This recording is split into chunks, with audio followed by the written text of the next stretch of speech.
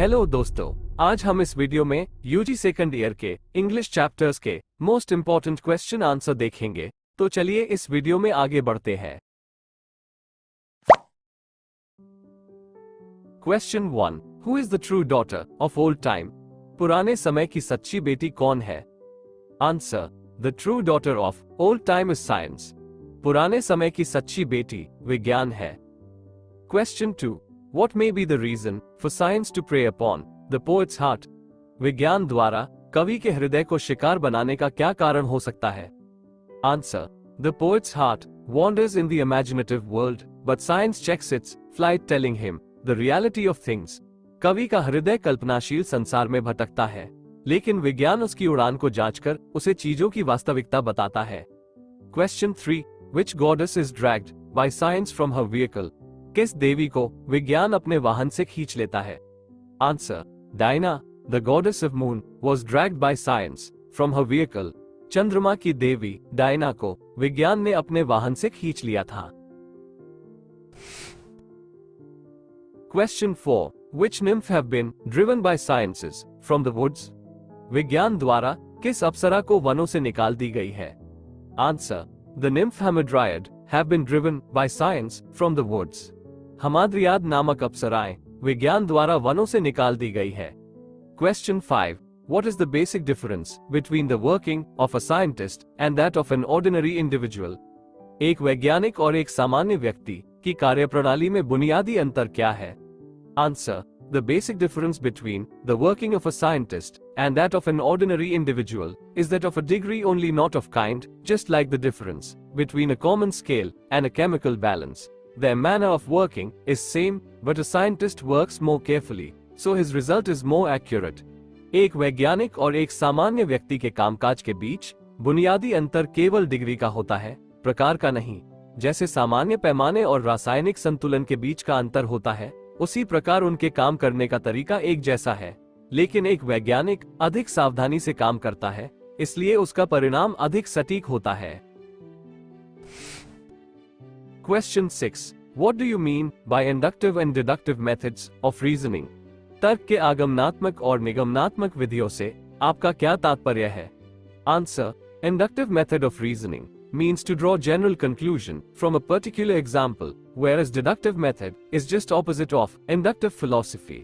In deductive method, we use knowledge about things that are generally true to understand any particular situation.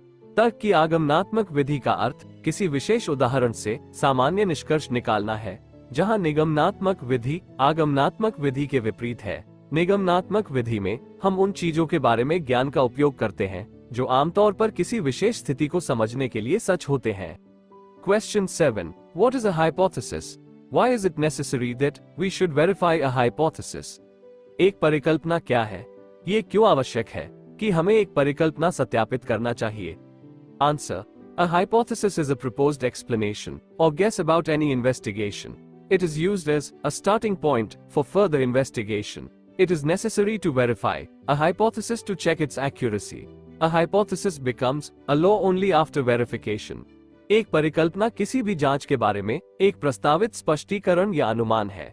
यह आगे की जांच के लिए एक प्रारंभिक बिंदु के रूप में प्रयोग किया जाता है। इसकी सटीकता की जांच करने के लिए एक परिकल्पना को सत्यापित करना आवश्यक है। एक परिकल्पना सत्यापन के बाद ही एक कानून बन जाती है। Question 8, what do you mean by the phrase all men are scientists? सभी मनुष्य वैज्ञानिक हैं। इस वाक्यांश से आपका क्या तात्पर्य है? Answer, all men are scientists. By this phrase we mean that all men generally adopt the same method of working that a scientist adopts. A scientist uses his reason and draws a conclusion. This is done by almost all men. सभी मनुष्य वैज्ञानिक है। इस वाक्यांश से हमारा तात्पर्य यह है कि सभी मनुष्य सामान्यतः कार्य करने का वही तरीका अपनाते हैं जो एक वैज्ञानिक अपनाता है। एक वैज्ञानिक अपने तर्क का उपयोग करता है और निष्कर्ष निकालता है, और ऐसा लगभग सभी मनुष्य करते हैं। Question 9, who is known as the legendary Indian founder of medicine? चिकित्सा के प्रसिद्ध भारतीय संस्थापक के रूप में किसे जाना जाता है? Answer, Dhanvantari is known as the legendary Indian founder of medicine. Dhanvantari को चिकित्सा के महान भारतीय संस्थापक के रूप में जाना जाता है. Question 10. Who is the earliest person wrote on medicine in ancient India? प्राचीन भारत में चिकित्सा पर लिखने वाला सबसे पहला व्यक्ति कौन है? Answer. Charak is the first man who wrote on medicine in ancient India. चरक पहले व्यक्ति हैं जिन्होंने प्राचीन भारत में चिकित्सा पर लिखा था. Question 11. Who is the earliest writer of books on surgery in ancient India? प्राचीन भारत में शल्य चिकित्सा पर पुस्तकों के सबसे पहले लेखक कौन है? Answer. Sushruta is the earliest writer of books on surgery in ancient India. Sushruta प्राचीन भारत में शल्य चिकित्सा पर पुस्तकों के सबसे पहले लेखक है. Question 12. How were wounds sterilized in ancient India? प्राचीन भारत में घावों को कीटाणुरहित कैसे किया जाता था? Answer. In ancient India wounds were sterilized by fumigation. प्राचीन भारत में घावों को धूमन द्वारा रोगाणुमुक्त किया जाता था. Question 13. Which epoch-making discoveries were made in the field of mathematics in ancient India? प्राचीन भारत में गणित के क्षेत्र में कौन सी युगांतकारी खोजें की गई? Answer. In ancient India, the Indians made various epoch-making discoveries, notably that of the zero sign, of the decimal place value system, of the use of minus sign, and the use of algebra of letters, of the alphabet to denote a unknown quantities. प्राचीन भारत में भारतीयों ने विभिन्न युगांतकारी खोजें की, जिनमें शून्य चिन्ह, दशमलव स्थान मान प्रणाली, शून्य चिन्ह का उपयोग और अज्ञात मात्राओं को दर्शाने के लिए वर्णमाला के अक्षरों के बीजगणित का उपयोग प्रमुख है. Question 14. What have most Indians not included in their great heritage? अधिकांश भारतीयों ने अपनी महान विरासत में क्या शामिल नहीं किया है? Answer. Most Indians have not included science in their great heritage. अधिकांश भारतीयों ने विज्ञान को अपनी महान विरासत में शामिल नहीं किया है. Question 15. Which was the golden age of science in ancient India? प्राचीन भारत में विज्ञान का स्वर्ण युग कौन सा था? Answer. The golden age of science in ancient India was from the 4th century BC to the 6th or 7th century AD. प्राचीन भारत में विज्ञान का स्वर्ण युग 4वीं शताब्दी ईसा पूर्व से 6ठी या 7वीं शताब्दी ईस्वी तक था. Question 16. Which Indian scientist is known as the father of plastic surgery? किस भारतीय वैज्ञानिक को प्लास्टिक सर्जरी का जनक कहा जाता है? Answer. Sushruta is the Indian scientist who is known as the father of plastic surgery. Sushruta भारतीय वैज्ञानिक हैं जिन्हें प्लास्टिक सर्जरी के जनक के रूप में जाना जाता है. Question 17. What was the total number of bones in human body according to Charak? चरक के अनुसार मानव शरीर में हड्डियों की कुल संख्या कितनी थी? Answer. According to Charak, there are the 360 bones in human body. चरक के अनुसार मानव शरीर में 360 हड्डियां होती हैं. Question 18. Why must people be cannibals? लोग नरभक्षी क्यों होते हैं? Answer. People must be cannibals as everything they eat is alive. लोग नरभक्षी इसलिए होते हैं क्योंकि वे जो कुछ भी खाते हैं वो जीवित होता है. Question 19. When do difficult thing become so simple? कठिन बात कब इतनी सरल हो जाती है? Answer. Difficult thing becomes simple in the face of a genius. प्रतिभावान व्यक्ति के सामने कठिन वस्तु भी सरल हो जाती है. Question 20. How did J.C. Bose save a large tree from dying during transplantation? J.C. Bose ने प्रत्यारोपण के दौरान एक बड़े पेड़ को मरने से कैसे बचाया? Answer. J.C. Bose saved a large tree from dying during transplantation by administering to the plant anesthetic. J.C. Bose ने प्रत्यारोपण के दौरान पौधे को संवेदनाहारी देकर एक बड़े पेड़ को मरने से बचाया. Question 21. Describe the instrument that records the beating of plant's heart. उस यंत्र का वर्णन करें जो पौधे के हृदय की धड़कन को रिकॉर्ड करता है. Answer. Instrument that records the beats of plant's heart is like a self-recording barometer and records the minute pulsations which occur in the layer of tissue immediately beneath the outer end of the stem by magnifying it many times. पौधे के हृदय की धड़कनों को record करने वाला उपकरण स्व रिकॉर्डिंग बैरोमीटर की तरह होता है और तने के बाहरी सिरे के ठीक नीचे ऊतक की परत में होने वाली सूक्ष्म धड़कनों को कई गुना बढ़ाकर रिकॉर्ड करता है. Question 22. Describe the features that are common between plants and animals. उन विशेषताओं का वर्णन करें जो पौधों और जानवरों के बीच समानता है. Answer. there are number of similarities between plants and animals.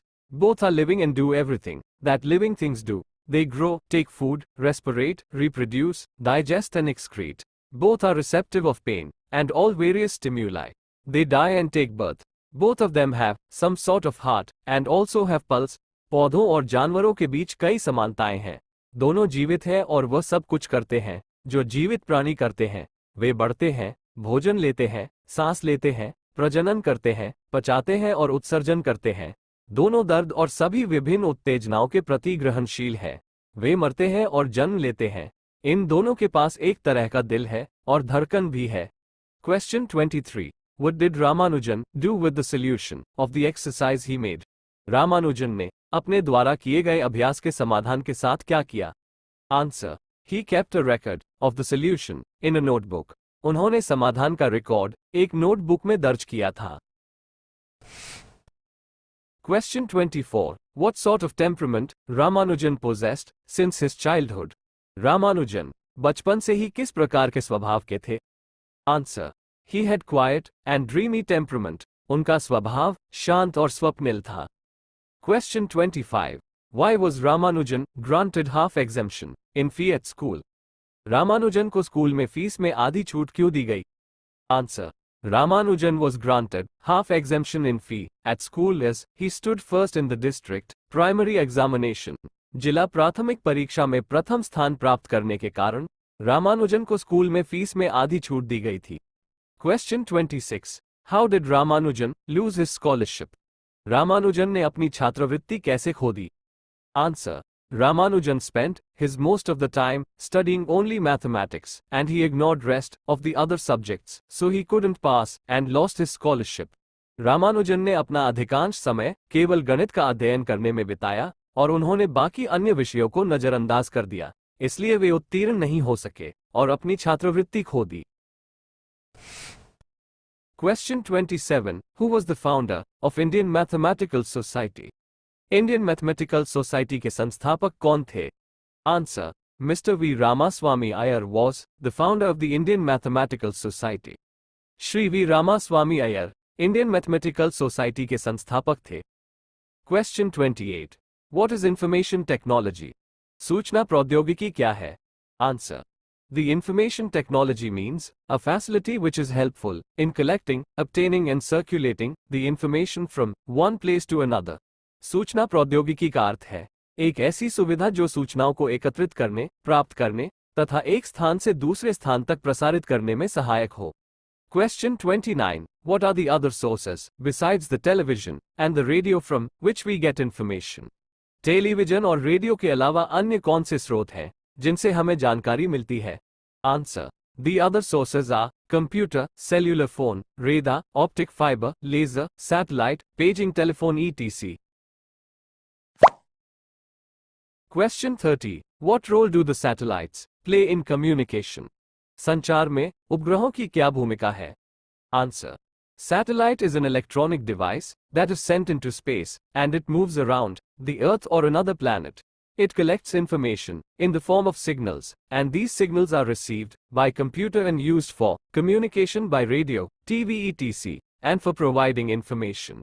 Satellite एक इलेक्ट्रॉनिक उपकरण है जिसे अंतरिक्ष में भेजा जाता है और यह पृथ्वी या किसी अन्य ग्रह के चारों ओर घूमता है।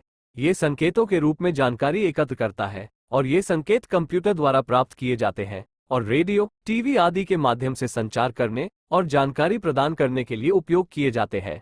Question 31. What has made small computer easily available? किस कारण से छोटा कंप्यूटर आसानी से उपलब्ध हो गया है? Answer.